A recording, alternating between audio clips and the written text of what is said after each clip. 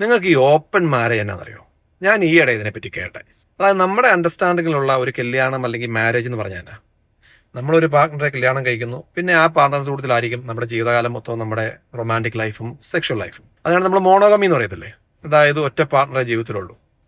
ഇനി ഇതിനെല്ലാം നേരെ ഓപ്പോസിറ്റാണ് ഈ ഓപ്പൺ മാരേജ് എന്ന് പറയുന്നത്.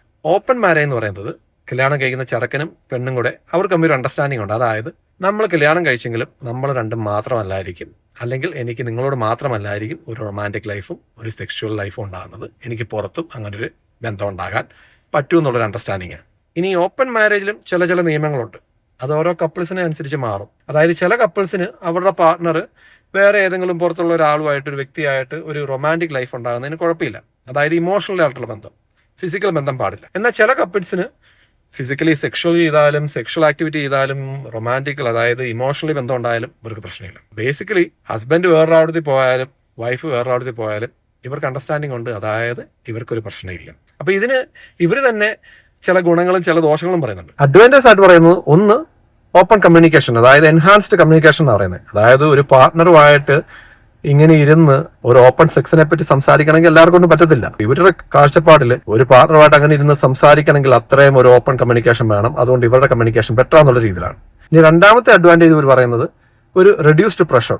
അതായത് ചില ഫാമിലികളിൽ ചെറുക്കനോ പെണ്ണിനോ പുറത്തുനിന്നൊരു ബന്ധം വേണമെന്നുണ്ടായിരിക്കാം. അപ്പം ഹസ്ബൻഡിന്റെയോ അല്ലെങ്കിൽ വൈഫിന്റെയോ പുറകെ അവരുടെ ഒരു അനുവാദം ഇല്ലാതെ അല്ലെങ്കിൽ അവരെ മറച്ചു വെച്ച് ഇങ്ങനെ ഒരു പരിപാടിക്ക് പോകുന്നതിന് പകരം അവരുടെ സമ്മതത്തോടു കൂടി പോകുമ്പോൾ ഇവർക്ക് ആ ഒരു പ്രഷറില്ല. ഇനി മൂന്നാമതായിട്ട് ഇവർ പറയുന്നത് സെൽഫ് ഇംപ്രൂവ്മെന്റ് എന്നാണ് പറയുന്നത്, സെൽഫ് എൻഹാൻസ്മെന്റ്.